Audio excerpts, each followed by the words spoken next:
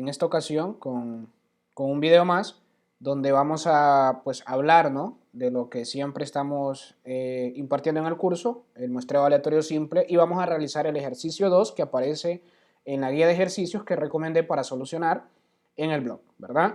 El ejercicio 2 lo tengo por acá, el ejemplo 2 nos decía lo siguiente, ¿no? Es este que pueden apreciar acá. Este ejemplo pues tenía 3 ítems, ¿no? O sea, 3 incisos a solucionar y veamos la información que nos proporciona. Noten que nos dice que se toma una muestra aleatoria simple sin reemplazo de tamaño 30, este tamaño 30 de una población de tamaño 100. Es decir, el n grande va a representar el tamaño de la población y el n chiquito, que sería el tamaño de la muestra, que sería 30, ¿verdad? Va a representar el tamaño de esa muestra, el n chiquito. Los valores de la muestra se dan a continuación. Estos son las muestras que se tomaron, o sea, aquí hay 30 datos, ¿no? Porque son 30 elementos que se tomaron bajo muestreo aleatorio simple sin reemplazo.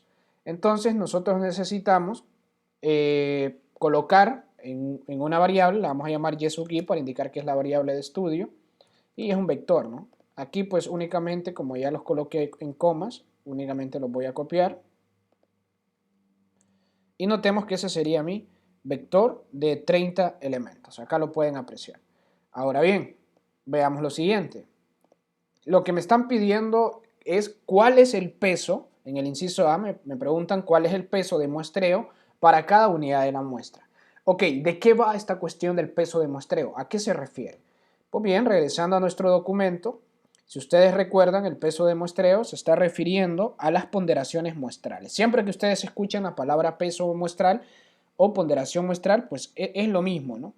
Y bueno, ¿dónde fue que nosotros vimos eso? Acá está, ¿no? En el documento, este documento, repito, ustedes lo pueden encontrar perfectamente en el blog, y allí lo descargan y lo obtienen, ¿verdad? Y bueno, la ponderación muestral la definimos de esta manera. Definamos la ponderación muestral como el recíproco de la probabilidad de inclusión, es decir, 1 entre pi sub i, ¿verdad? Pero pi sub i, recuerden, representa la probabilidad de inclusión de primer orden, que de hecho es lo que hicimos en el ejercicio previo, o sea, en el video que hice anteriormente. Y nada, de hecho, pues veamos entonces. Recuerden que lo que me están pidiendo es eso, ¿cuáles son los pesos muestrales?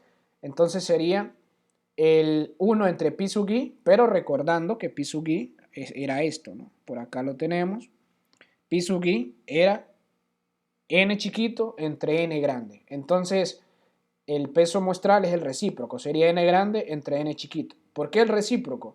Porque miren la notación, 1 entre pi sub i, y pi sub i era n chiquito entre n grande, entonces lógicamente va a ser el recíproco por el hecho de que está siendo dividido, ¿no? Y bueno, esto va a ser igual. Bueno, el inciso A ya tenemos todo lo necesario para poder encontrarlo. Serían pesos muestrales, serían, ¿verdad? Y bueno, ya lo vamos a encontrar. Esto sería los W sub i, que van a ser igual a n grande entre n chiquito. Estamos hablando que estas representaciones serían de 3.333, ¿verdad? Ahora bien, ese es el peso muestral para cada muestra, ¿no? Ahora bien, ¿qué me están pidiendo en el siguiente inciso? Que use los pesos de muestreo para estimar el total de la población, o sea, el T, ¿no? Oh, ok, entonces vámonos a las fórmulas o a las propiedades, sería el teorema 8, que bajo muestreo aleatorio simple se cumplen las siguientes 3 condiciones. El tamaño de la población es igual a la sumatoria de todos los pesos muestrales. Ok, ¿qué más? El T gorrito va a ser igual al producto, o sea, el estimador para el total de la población va a ser igual al producto de los pesos muestrales por los y sub i. Noten que en este caso los pesos muestrales es la representación de cada una de las muestras. Entonces, como acá me dice que los pesos muestrales al sumarlos todos me genera el n grande, es decir, el tamaño de la población. Entonces, al sumar los W sub i tendría que obtener 100, ¿verdad? ¿Cómo sería eso? Noten que acá solo tengo un único peso muestral, que esto me indica que cada elemento de los 30 tiene esta representación en la muestra. Entonces necesito generar 30 W sub i. ¿Cómo lo hago? 30 elementos en W sub i. ¿Cómo lo haríamos? Miren, quiero presentarle esta función, no sé si algunos ya los conocían, la función rect. Esto lo que me va a hacer, es que me va a repetir un dato la cantidad de veces que yo le indique. O sea, yo quiero que me repita W sub i, imagínense que va a ser 30 veces, entonces esto me lo va a repetir 30 veces, ¿ok? Es lo que tenemos acá. Entonces, con esa función, nosotros vamos a asignarle a W sub i, que ya tenemos el dato, que me repita eso mismo 30 veces. A W sub i quiero que lo repita 30 veces, ¿ok? Entonces, al compilar esto, noten que vamos a tener los 30 veces, ¿ok? Ahora bien, si yo sumase todo esto, será que obtengo el n grande, el tamaño de la población. Veamos cuánto me da la suma de los W sub i. En efecto, lo pueden apreciar, nos da 100. Entonces, en efecto, los pesos muestrales tomados están bien, o el cálculo que acabamos de realizar. Ok, una vez que ya tenemos el inciso A, vamos al inciso B, que repito, en el inciso B nos pide que utilicemos las ponderaciones muestrales o utilicemos los pesos muestrales, acá me lo dice, use los pesos de muestreo para estimar el total de la población. ¿Qué necesitamos? Los pesos muestrales por los elementos de la muestra, ¿verdad? Entonces, ¿cómo sería esto? Acá le vamos a poner estimador puntual, perdón, lo siento, acá un error ortográfico, para el total de la población utilizando los pesos muestrales. ¿Ok? Entonces, ¿cuánto nos daría esto? El T gorrito, el T hat, va a ser igual a la sumatoria de los W sub i multiplicado por los Y sub i, ¿verdad? Los Y sub i. Entonces, este total me va a generar que son 823. O sea, se estima que el total de la población en esta muestra es de 800, perdón, no sería en esta muestra, ¿no? Sería el total de la población tiene un estimado bajo, en este caso, muestreo aleatorio simple de 823, qué sé yo, en este caso serían elementos, dado que no nos dice de qué es el estudio, ¿verdad? Ahora bien, ya tenemos la estimación para el total, ahora vamos a proceder con el siguiente inciso. Me dice que dé un intervalo de confianza del 95% para este total. Bien, acá hay algo bien interesante y es que nosotros no vamos a poder dar un intervalo de confianza utilizando el estimador para los pesos muestrales. Entonces, en este caso, vamos a dar el intervalo de confianza,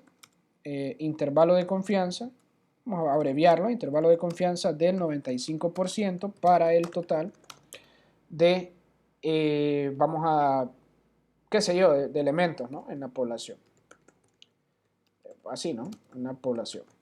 Ok, este intervalo de confianza no tenemos una fórmula acá porque no tenemos una de varianza.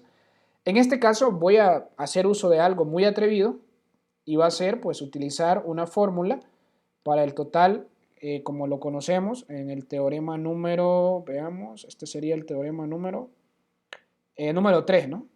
La fórmula de varianza sería n al cuadrado por 1 menos n sobre n grande por S2 entre n. S2 lo que representa es la varianza. Aquí quiero hacer énfasis en esto. Noten que S2 es esto, ¿no? Es esto. Ah, ok, pero es la varianza de los Y sub i, ¿no? Prácticamente. Entonces, S2 va a ser igual a tener, y sería el S2 estimado, ¿no? S2 va a ser igual a tener la varianza de los Y sub i, ¿verdad? ¿Qué más necesitamos para calcular esta varianza del total? Necesitamos n cuadrado, entonces va a ser, bueno, n cuadrado ya lo tenemos, y el n chiquito y el n grande también, por lo tanto esto sería la varianza, el teorema 4, el estimador para la varianza del total, o sea, el b gorrito, el b hat, para el total, el t gorrito va a ser igual a n cuadrado, multiplicado por 1 menos n entre n grande por S2 sobre n chiquito. Y eso nos va a dar una estimación de la varianza de 3728.238, ¿no? Ahora bien, ya tenemos lo necesario para encontrar los intervalos de confianza, pues no, dado que nos hacen falta el cuantil, ¿no? Y lo vamos a trabajar con la t-student. Recuerden que nuestros intervalos de confianza los estamos trabajando con la t-student. Si bien es cierto, aquí dijimos z, pero nosotros los vamos a trabajar con la t-student, así como dijimos acá, ¿verdad? Si bien es cierto, este es para la media de la población, pero para el total va a ser lo mismo. Lo único que va a cambiar va a ser que en lugar de Y barra, perdón, vamos a colocar T gorrito, ¿no? Entonces esto va a ser el cuantil. Queremos que el cuantil sea de 95% y esto va a ser de eso. Recuerden que en la T-Student es n menos un grado de libertad y el 0.975 se da porque es el T alfa medio, ¿no? Entonces sería la diferencia, cuánto me hace falta para llegar a 1, me hace falta, si es de 95%, me hace falta el 0.5, o el 5%, perdón, lo dividimos entre 2, porque sería alfa medios, y eso me va a dar 0.025, le restamos 1 y eso me va a dar 0.975. ¿Ok? Con eso en mente, lo que procederíamos a hacer ahora sería, pues bueno, ya tenemos lo necesario. O sea, el límite inferior va a ser igual a T gorrito menos el T por SQRT, que sería el error estándar. Este error estándar de acá, recuerden que el error estándar es la raíz cuadrada de la varianza, ¿no? Entonces sería el B gorrito y el límite superior va a ser igual a T hat más T por SQRT, ¿verdad? Y esto nos va a dar, veamos, entonces acá vamos a utilizar de nuevo la función que utilizamos en el ejemplo anterior, que va a ser la CAG, que me va a imprimir el texto en la consola. Esto vamos a decir acá, el intervalo de confianza del 95% para el total de la población, o para la estimación del total de la población. Vamos a decir que se da con, vamos a ver, límite inferior, tenemos límite superior, y aquí están, entre 698 y 948. Recuerden que el total nos daba 823. En efecto, este total cae en el intervalo de confianza, ¿verdad? O sea, estamos aquí el intervalo de confianza, estamos diciendo que el total anda entre 698 y 948 y nosotros estimamos que el total es 823. Es decir, es un intervalo de confianza realmente angosto y pueden apreciar de que en efecto cae, ¿no? Cae la cantidad estimada en el intervalo de confianza. Por lo tanto, esta sería la solución a nuestro ejercicio 2 y bueno, espero les haya quedado claro, ¿no? Recuerden que hicimos los 3 ítems, los voy a compilar de nuevo, los pesos muestrales de cada muestra nos daba 3.33, era la representación que tenía del 3% cada muestra, por así decirlo, o del 3.30, etcétera. ¿Qué sé yo? Ahora veamos, o del 33, lo siento, aquí sería del 33, ¿verdad? Por ciento. Y estimamos el total también, que nos daba 823. Este total lo estimamos con los pesos muestrales. Por último, calculamos la varianza para poder calcular los intervalos de confianza, el cuantil, ¿verdad?